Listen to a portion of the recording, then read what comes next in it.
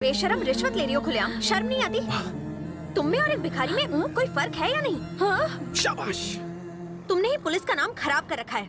अबे ये मेरी भाभी बनने के लायक नहीं, तेरी भाभी बनने के लायक है। तेरे लिए कुर्बानी दे दूंगा। मिस्टेक।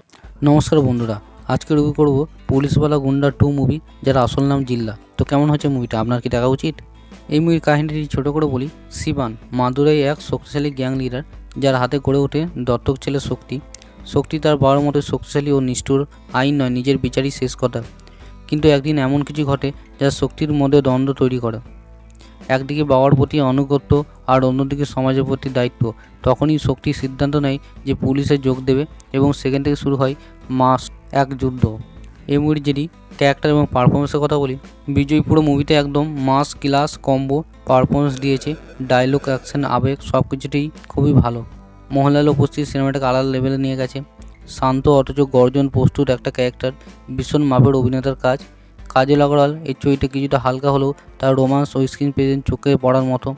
এই মুভিটি স্ক্রিন প্লে এবং ডাইরেকশন ও স্ক্রিন প্লের কথা বলি, পরিচালক আর.টি. নিশান জানেন কীভাবে দুই সুপারস্টারকে ব্যালেন্স করে গল্প বলতে হয়। ফার্স্ট হাফে বেশি ফ্যামিলি ড্রামা সেট আপ ভিত্তিক হলেও সেকেন্ড হাফে গল্প গতি পায়। ইমোশন, মাস, এভলিউশন সিন এর কম্বো এখানে বেশ ভালো কাজ করছে।